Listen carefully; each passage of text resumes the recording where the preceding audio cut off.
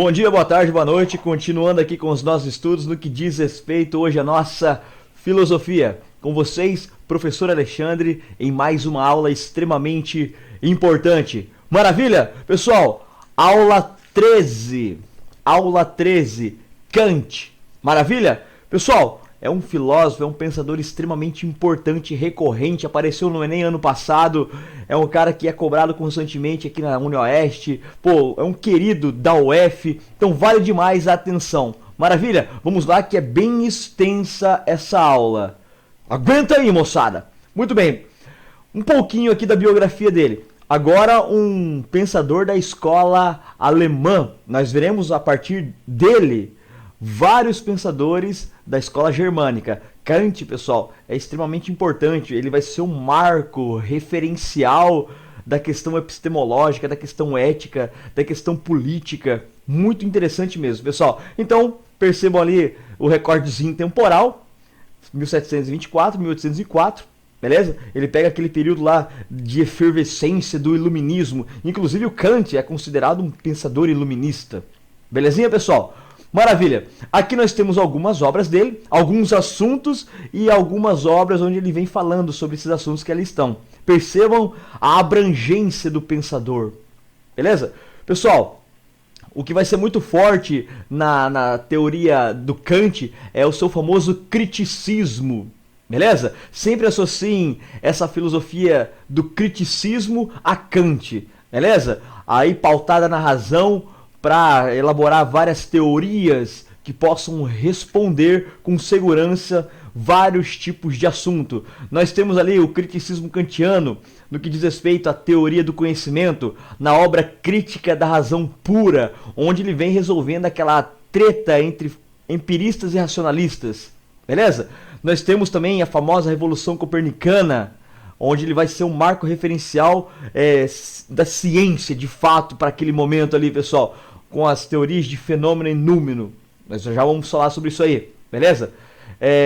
Nós vamos falar também sobre o que é esclarecimento, ou seja, sobre o iluminismo, a questão da maioridade, da minoridade, em uma obra bem pequena, em um artigo que ele escreve, resposta à pergunta o que é esclarecimento, que está ali embaixo, e sobre ética, a famosa ética deontológica, a famosa ética do dever, onde na obra Crítica da Razão Prática ele vem falando sobre esse princípio deontológico. Maravilha? Perceba a abrangência do autor. Ele vai falar de política, ele vai falar de estética. Ele é um querido da banca da UniOeste quando o assunto é estética. Maravilha, pessoal? Então vamos aí seguindo no pensamento do autor.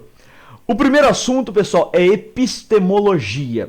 Tranquilo? A episteme, o conhecimento. Como que nós adquirimos conhecimento segundo o nosso autor aqui, pessoal. E aqui ele vai ser muito importante, porque até então nós tínhamos o time dos racionalistas, dizendo que nós possuímos ideias inatas, um conhecimento que já nasce conosco. Lembram-se disso? René Descartes, Platão, Spinoza, vem falando disso aí. Os sentidos são falhos, só posso confiar na minha razão. Lembram-se disso? E no outro timinho, nós temos os empiristas, capitaneado aí por John Locke, mas também nós temos David Hume, temos Francis Bacon, Aristóteles, que vão dizer que o conhecimento, a episteme, vem por meio dos sentidos, ok? As experiências sensitivas faz com que nós adquirimos conhecimento, possamos adquirir conhecimento. Tranquilão? Aí vem Kant. Kant ele vem fazendo aqui, pessoal, uma síntese epistemológica. Nós temos ali, pessoal, os racionalistas como uma tese, os empiristas como uma antítese, e aí vem Kant fazendo a síntese, pegando um pouquinho de cada. Tranquilão? No início da carreira do Kant, ele era um racionalista. Aí ele vai ter contato com algumas obras do David Hume e a partir das próprias palavras dele, pessoal, Immanuel Kant vai dizer que David Hume fez ele acordar de um sono dogmático. Ele fala assim, pô, cara, os racionalistas não estão tão certos assim. Os empiristas não estão tão certos assim.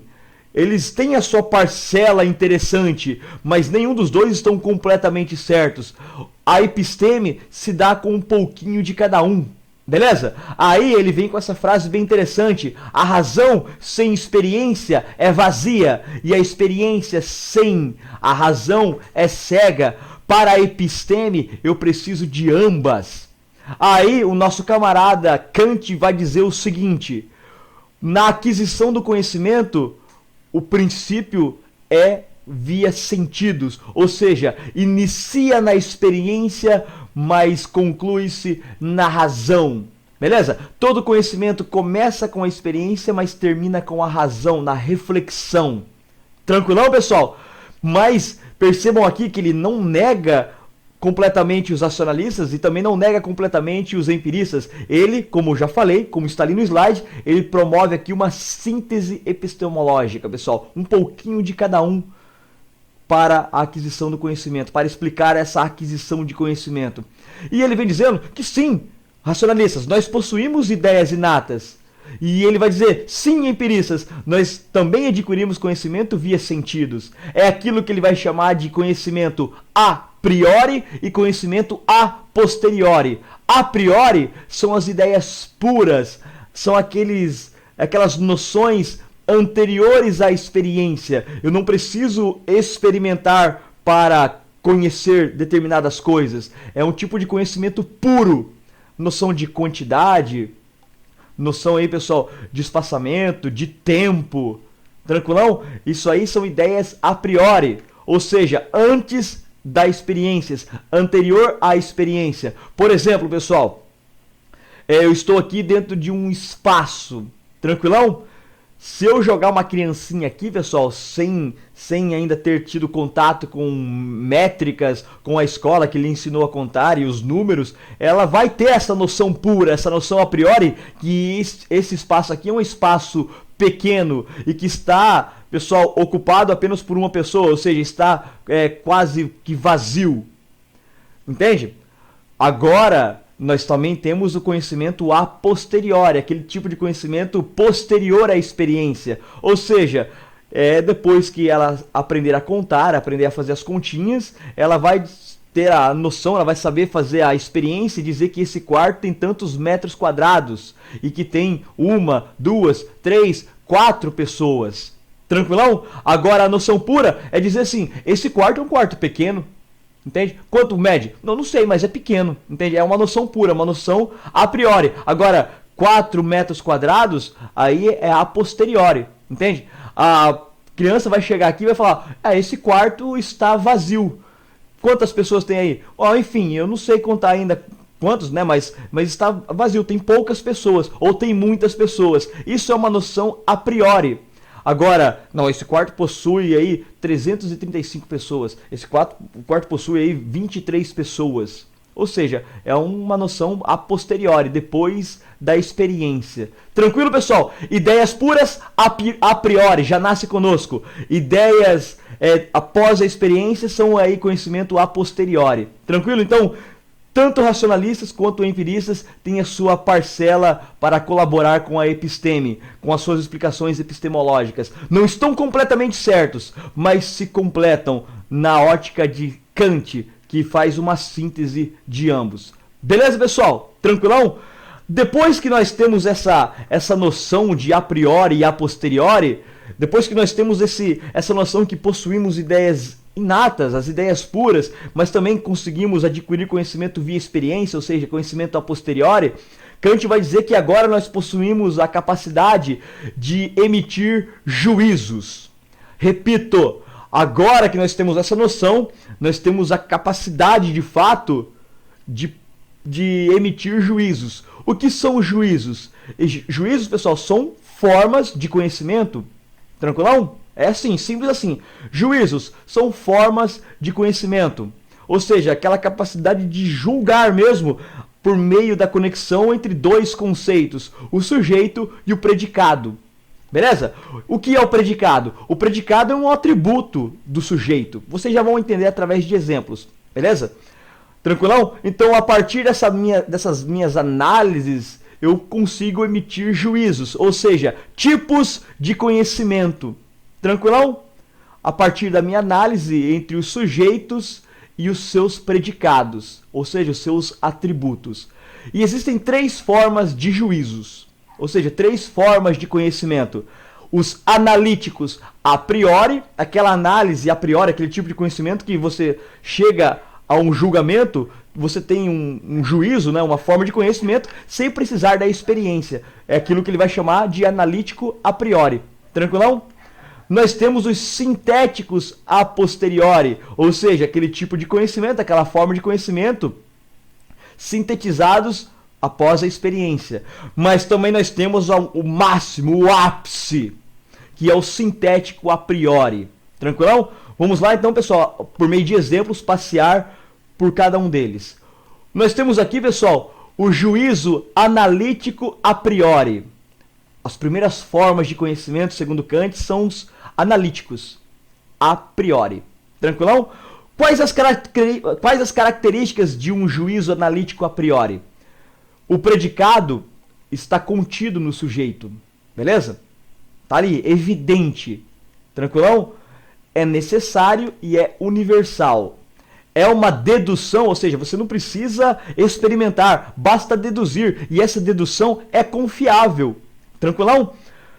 Porém, olha que interessante, porém, não produz coisas novas, pessoal. Você está tentando explicar, você está explicando, na verdade, o que já está explícito. Ou seja, essa explicação é tautológica, é um mais do mesmo, explicando o que já está claro. Tranquilão? Deixa eu colocar alguns exemplos para vocês aqui. Por exemplo, na frase, o triângulo tem três lados. O triângulo é o sujeito. Três lados é o predicado, ou seja, o atributo do sujeito.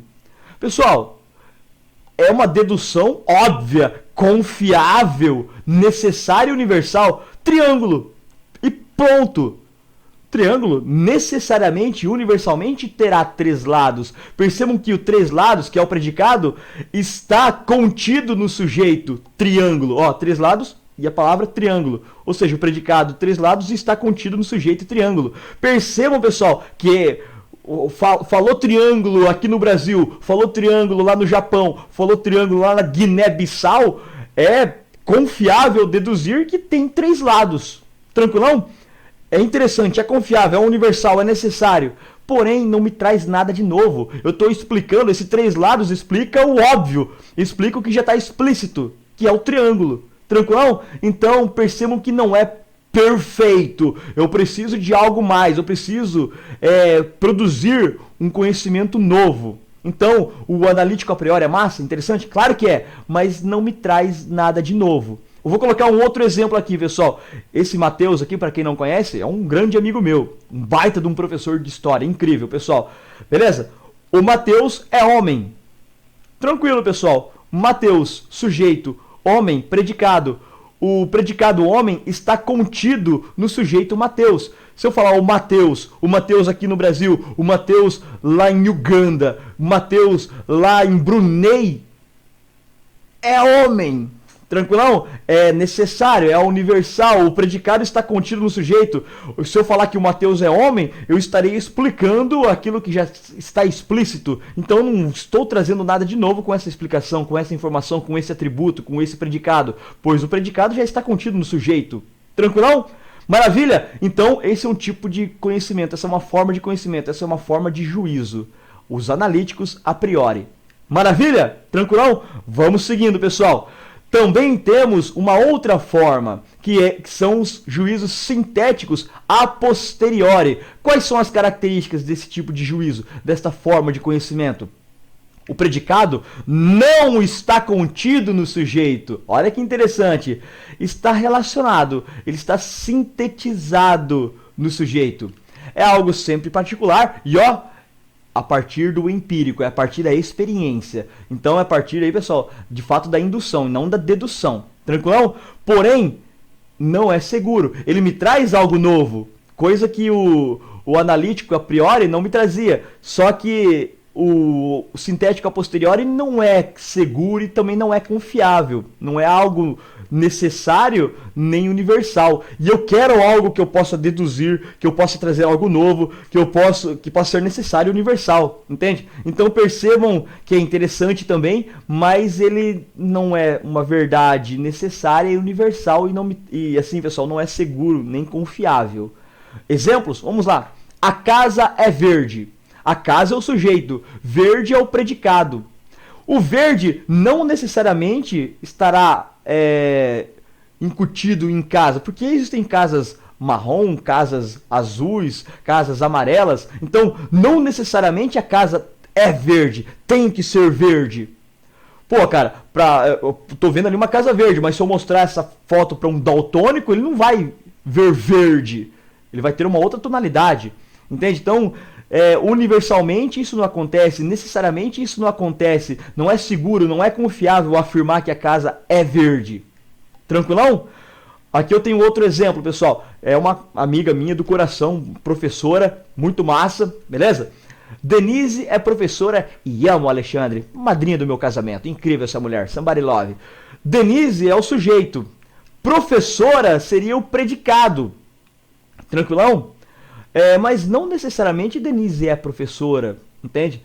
Ou universalmente ela é professora, entende? Então percebam que é algo que não é seguro, não é confiável, não é nem necessário nem universal. Apesar desse predicado, de fato, me trazer algo novo. Só que não é universal, entende? Eu quero algo seguro, universal e necessário também. Maravilha? Esses são os sintéticos a posteriori, ou seja, a partir da experiência. Eu vi uma casa, tive a experiência, eu vi essa casa e julguei que ela é verde. Aí vem outra pessoa e fala assim, não, esse não é verde não, esse é um azul claro.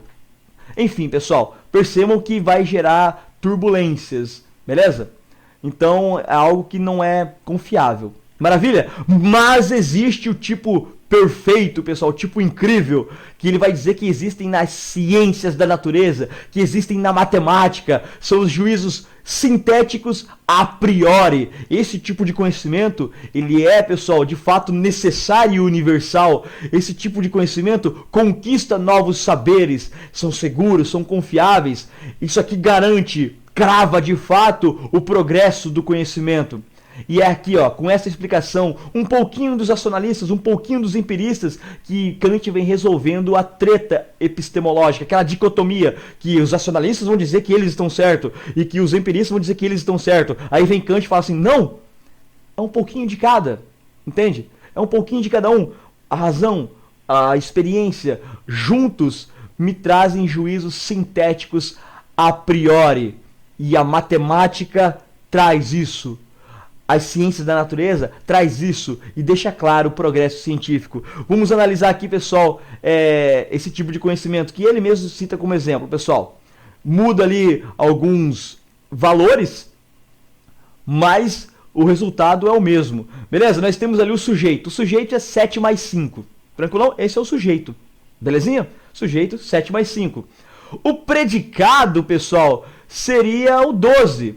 Ele não está, pessoal, de fato incutido no sujeito. Embora necessariamente, universalmente, ele vai aparecer ali. É um novo conhecimento, embora não esteja contido no sujeito. O 12 é o predicado. Não está contido nessa equação. Embora necessariamente, universalmente, vai aparecer nessa equação. Ou seja, é um novo conhecimento. É um tipo de conhecimento que vem ali através desse sujeito. Entende, pessoal? Eu posso colocar ali 11 mais 1, muda ali alguns personagens, mas o resultado será o mesmo. Ou seja, é um sujeito onde tem um predicado que não está contido no sujeito, embora necessariamente, universalmente, ele irá aparecer como resultado dessa equação. É um novo conhecimento. Ele é necessário e universal, ele conquista um novo saber. Ou seja, o 12 é a conquista de um novo saber. Tranquilo, pessoal? Isso é seguro e isso é confiável. E os tipos de conhecimento que trazem essa qualidade é a matemática e as ciências da natureza. Tranquilão, pessoal? Maravilha? Suave aqui? Show de bola? Ok? Vamos seguindo aqui, pessoal. Agora nós temos uma outra análise que é incrível, que é interessante pra caramba, pessoal. As ideias de fenômeno e númeno. Pessoal, fenômeno é aquilo que Kant vai chamar as coisas experimentáveis. Ou seja, tudo aquilo que eu consigo experimentar por meio dos meus sentidos, eu chamo de fenômeno. Ó, fenômeno, eu posso ver, eu posso tocar, eu posso experimentar com os meus sentidos, com os meus 5 sentidos. Então tudo aquilo que é experimentável, tudo aquilo que é empírico, ele chama de fenômeno. Por exemplo, fenômeno, essa roupa, fenômeno, aqui essa apostila, fenômeno, esse quarto, pessoal, esse tijolo, aqueles corações ali, fenômeno, entende? Essa lâmpada, fenômeno, esse guarda-roupa, fenômeno, Ronaldo, fenômeno. Pessoal, tudo aquilo que é experimentável, ele chama de fenômeno. Tranquilão? Tudo aquilo que se apresenta aos meus sentidos, chamo de fenômeno. Tranquilão? Porém, existem aquelas coisas que não são experimentáveis, que não são palpáveis. A alma, as essências, o ser em si, ele vai chamar de númeno, beleza? Pode aparecer, pessoal, númeno, do jeito que está aí no título, ou noumeno, tanto faz. Em alguns aparece até número, beleza? Número seria a alma, a essência. Tranquilo? Por exemplo, ó, vocês estão vendo aqui, né? Professor Alexandre, eu sou o fenômeno. Tranquilo? Fenômeno Alexandre. Eu posso ser tocado, eu posso ser sentido por meio dos sentidos. Tranquilão? E a minha alma seria o número.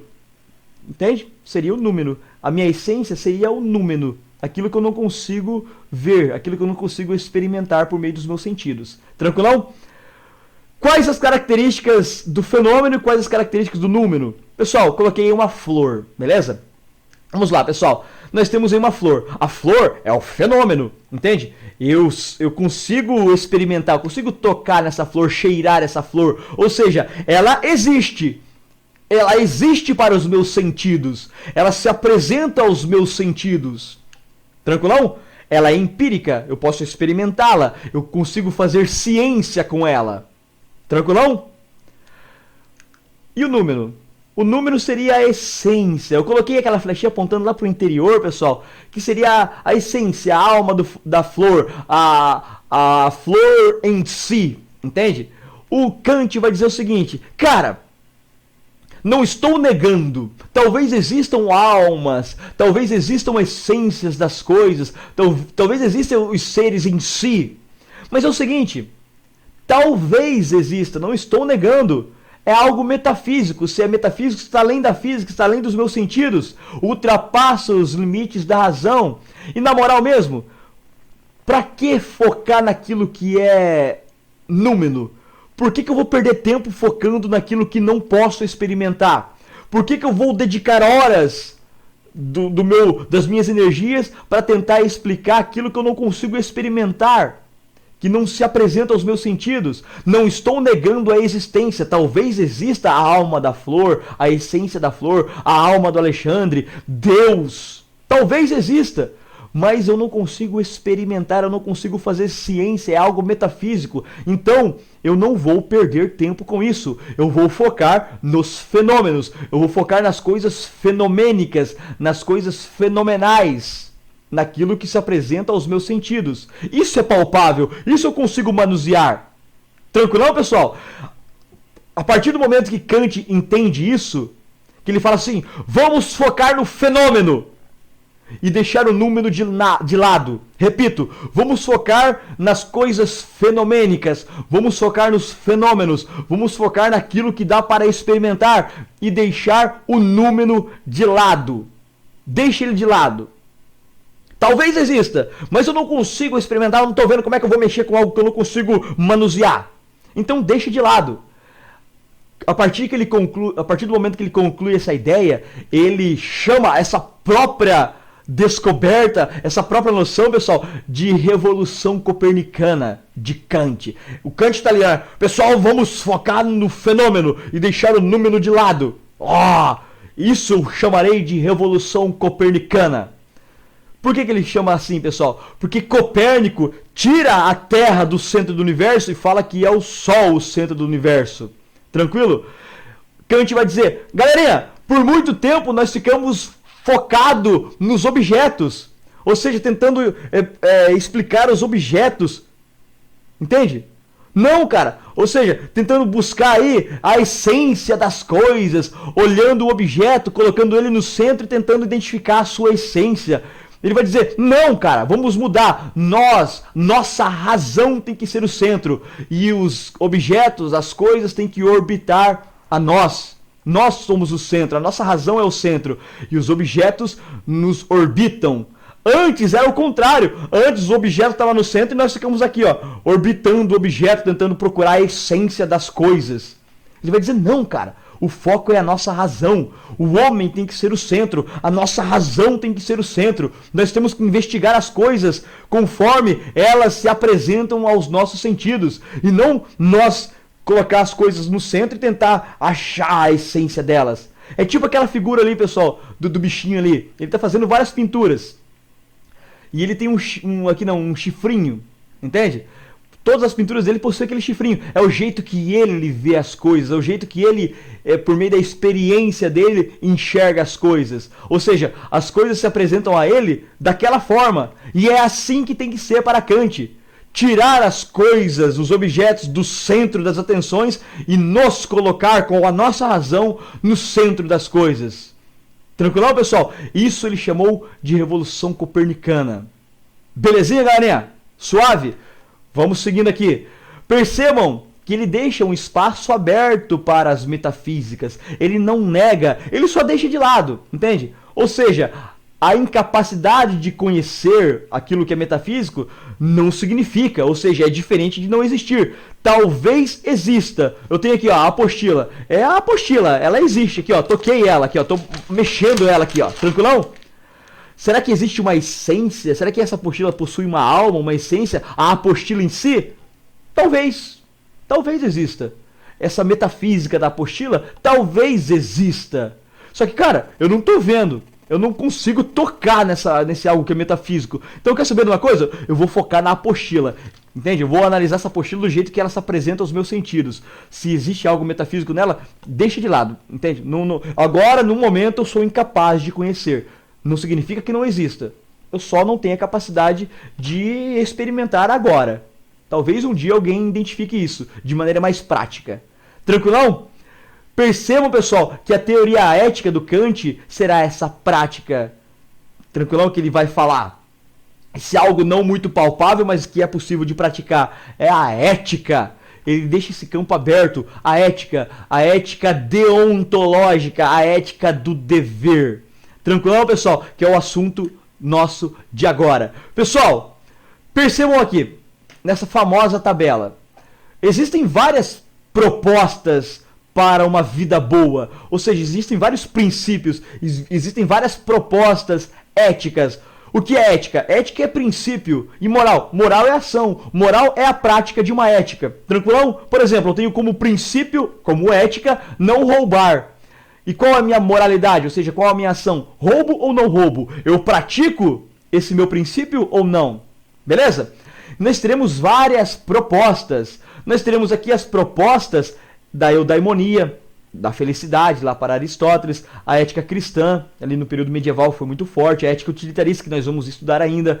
Essas propostas estão dentro de um pacote ético maior, chamado de teleológicos. O que é telos? Telos é fins, consequências, resultados, ou seja, todas aquelas propostas que dizem para você seguir, guiado por um princípio que resulte em alguma coisa, são chamados de princípios teleológicos. Ou seja, eu vou fazer para atingir a felicidade, vai dizer Aristóteles, a eudaimonia. Eu vou fazer para alcançar a salvação, vai dizer os cristãos.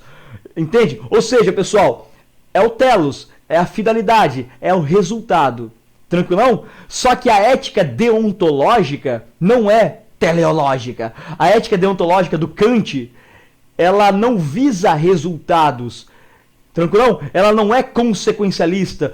Entende, pessoal? Ou seja, para um teleológico, o valor da ação está no resultado que ela pode proporcionar. Ou seja, o valor da ética cristã está em se salvar. O valor da ética da eudaimonia está na felicidade, no alcance da felicidade.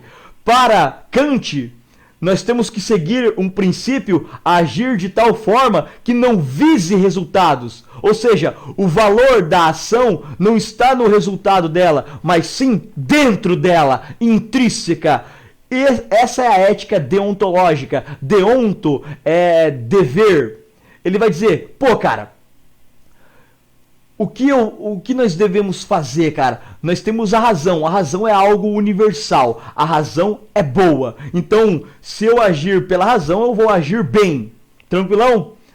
O que é universal para Kant? O dever. Ou seja, ele vem com um lema, pessoal, que é incrível. Haja de tal forma que a sua ação seja uma norma universal.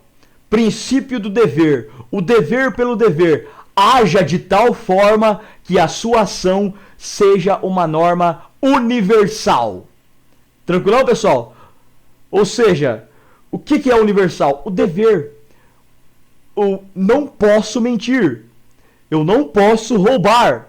Se eu agir pela razão, isso é bom. Se o dever é racional, é bom. Então, mentir é errado. E sempre será errado. Para todos os tempos, para todas as pessoas, para todos os lugares. Mentir é errado. Tranquilão, pessoal? Então, esse é o princípio que deve guiar a nossa vida, pessoal. O princípio do dever. Isso deve imperar em nossa vida. Aí ele vem com as ideias do imperativo categórico e do imperativo hipotético. Qual a diferença entre um imperativo hipotético e um imperativo categórico? O Kant vai dizer, pessoal, tem vezes que nós agimos não pela razão, mas pelas inclinações, pelas paixões. Acontece! Quem nunca? Quem nunca agiu movido por paixões, por inclinações, deixou a razão de lado e foi lá e fez a cagada, agiu pelo impulso, entende? Ele vai dizer que você agiu por impulso, você agiu movido pelas inclinações, pelas paixões, ou seja, você agiu movido pelo resultado que essa sua ação poderia alcançar, beleza? Isso ele vai chamar de imperativo hipotético, tranquilão? Não é o ideal. O ideal é o imperativo categórico. O imperativo categórico, pessoal, você vai agir pautado pela razão.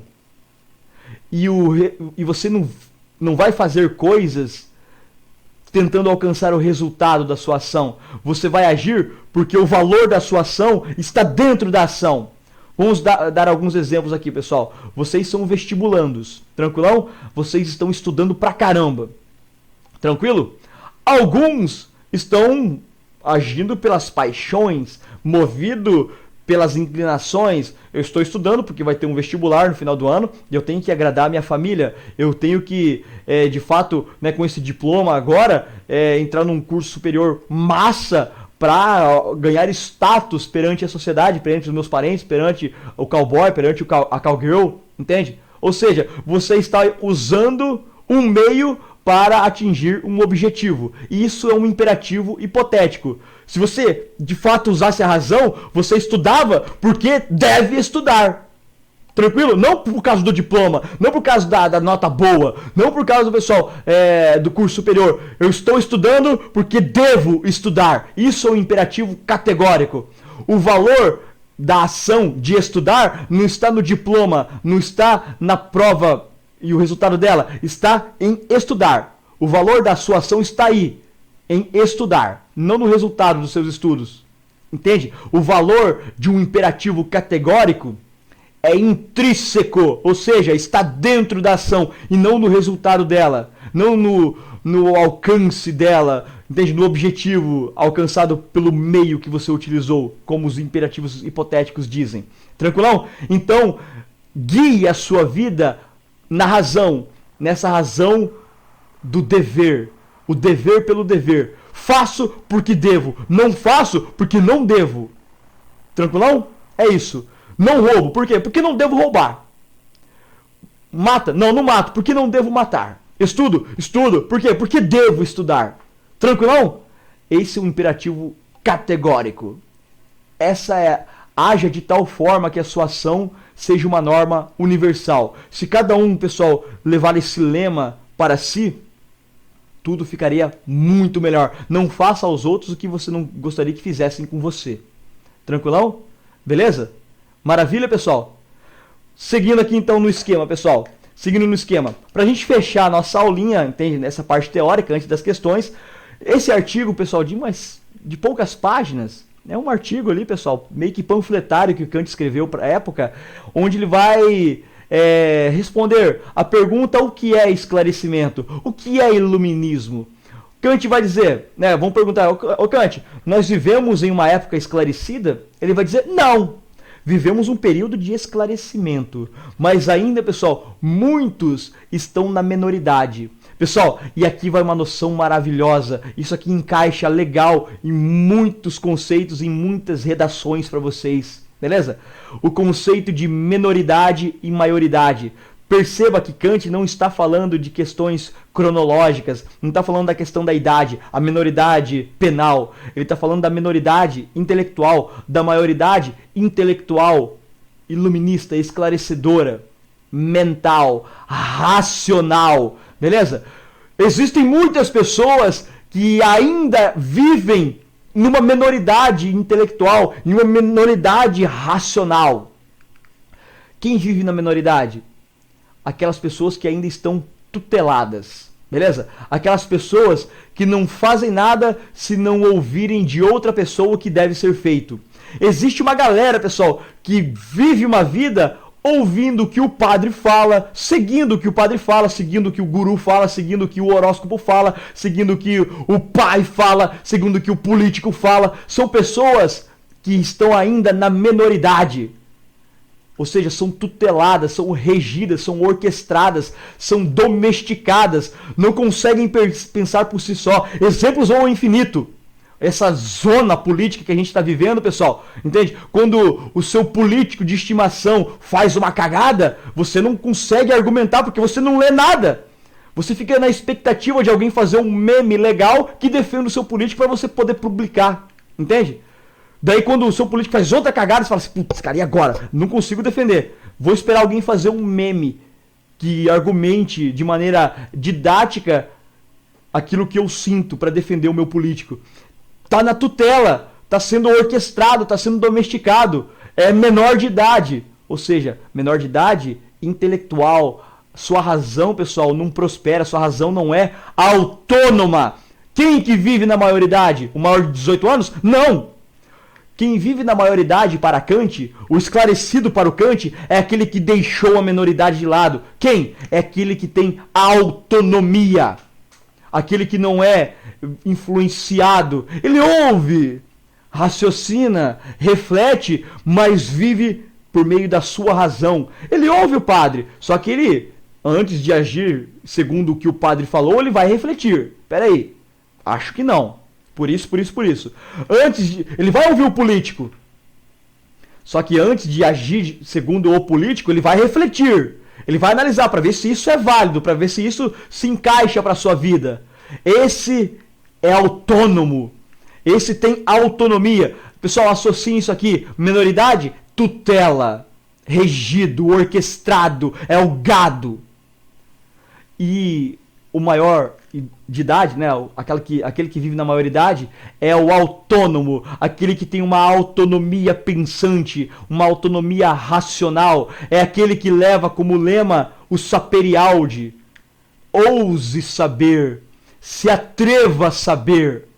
É isso, pessoal, saperialdi, se atreva a saber. Por exemplo, muitos aqui vão assistir essa aula até pela metade, muitos aqui vão assistir essa aula, vão fazer as questões e vão falar: o Kant fala isso aí, ó, que o professor falou. Mano, quer saber do Kant? Não me ouve. Pega a obra do Kant, compra a obra do Kant, vai lá, é domínio público, baixa na internet as obras do Kant, aquela que eu citei lá no começo, leia a obra do Kant e tire as suas próprias conclusões. Ouse saber sobre o Kant. Quem garante pra você que eu tô falando certo aqui? Entende? É uma interpretação minha. Eu li, eu interpretei e tô jogando aqui do videozinho. Entende? Por que o Kant vai falar assim: ah, mano, quer saber de uma coisa? Pega o meu livro e leia sobre mim. Tire as suas conclusões. Ouse saber, saperialdi. Saia dessa tutela do seu professor. Ouça ele. Sim, assista essa aula até o fim. Leia a obra do Kant, compare com a fala do professor, tire as suas conclusões sobre o Kant. Você pode interpretar ele diferente do professor. Tranquilão? É isso? Isso vale para matemática? Isso vale, pessoal, para o padre? Isso vale para o político?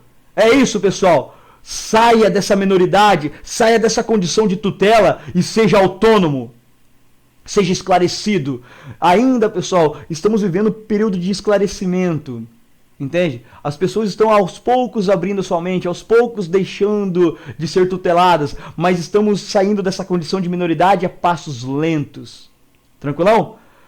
Ele não para por aí, pessoal. Ele vai dizer, faça uso público dessa razão. Não guarde para si. Debata, exponha, troca uma ideia racional, uma ideia construtiva, uma ideia massa. Entende? Também não vai sair se gabando, né? Eu sou o maior de idade aí, eu tenho um conhecimento massa pra caramba. Aqui, ó, e usar esse conhecimento pra esculachar. Não. Usa esse conhecimento para engrandecer, para ajudar outros a sair da minoridade. Tranquilão, pessoal? Saperialdi, ouse saber. Maravilha? Tranquilão, pessoal? Seguindo, aí, ó, acabou. Entende? Acabou. Vamos aí, então, resolver algumas questões. Beleza? Questãozinha da UEL. Temos ali um textinho de apoio, grande, né, do Kant, olha ali, pessoal, um texto do Kant, sobre isso que eu acabei de falar. Resposta, pergunta, o que é esclarecimento? Aufklärung, o que é esclarecimento? O que é iluminismo? Beleza? A minoridade de que fala Kant é a condição daqueles que não fazem uso da razão. São os tutelados, é o gado, entende? É aquele que não sabe agir sem ouvir outros, entende? Não faz uso da própria razão, usa da razão dos outros. Essa condição evidencia a ausência do quê? O que falta para uma pessoa que está na minoridade? Letra A. Ausência do idealismo necessário para a ampliação dos horizontes existenciais. Não, pessoal. Não só do idealismo. Está faltando outras coisas aqui, pessoal. Existe algo mais forte, mais efetivo que fala Kant aqui, que falta numa pessoa de minoridade. Beleza? Não é o idealismo. B. Da autonomia para fazer uso próprio da razão sem a tutela de outrem. Perfeito, pessoal! Aquela pessoa de minoridade não tem autonomia.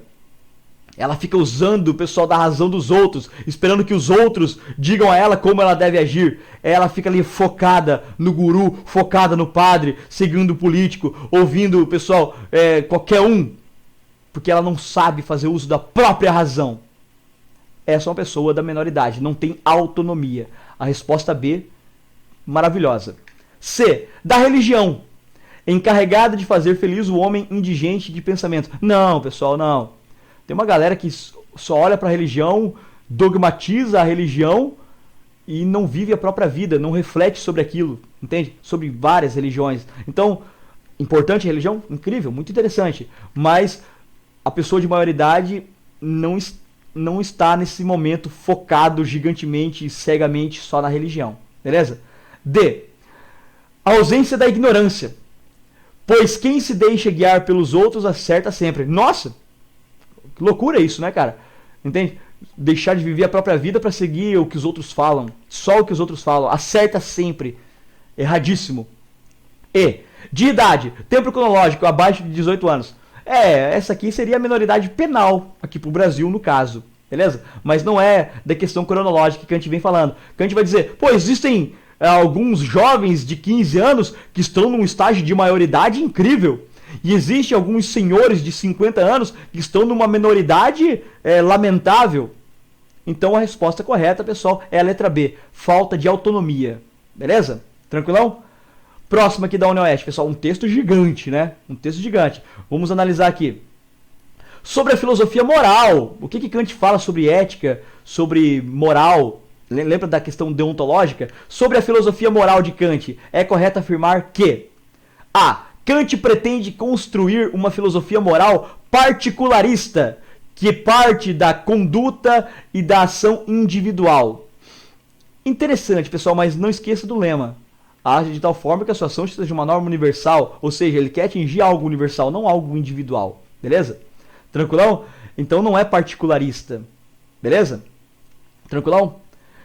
B. A proposta kantiana de ética passa pelo conceito de imperativo categórico, que pode ser reduzido na seguinte assertiva: age de tal forma que a máxima de sua ação possa ser universal. Maravilhosa, pessoal, incrível, entende? imperativo categórico. O valor da ação está dentro da ação, não no resultado que ela pode proporcionar. Haja de tal forma que a sua ação seja universal. Entende? Então a B está perfeita. C. Kant usava suas concepções éticas para justificar as dominações políticas dos povos não europeus. Não, não, não. Bem fora, pessoal. Inclusive, né, eu não li o texto aqui com vocês agora, mas óbvio que eu li ele antes. Foge completamente do texto de apoio, e Kant não pregava isso também, pessoal, na sua concepção sobre ética. Bem fora. D. A ética kantiana, percebam, pessoal, ética deontológica pode também ser chamada de ética kantiana. Tá? Então, se aparecer na sua banca ética kantiana, é o mesmo que ética deontológica. Maravilha? A ética kantiana é relativista. Não haja de tal forma que a sua ação seja universal, não é relativo. Não depende de, é universal. Então a gente está errado aqui.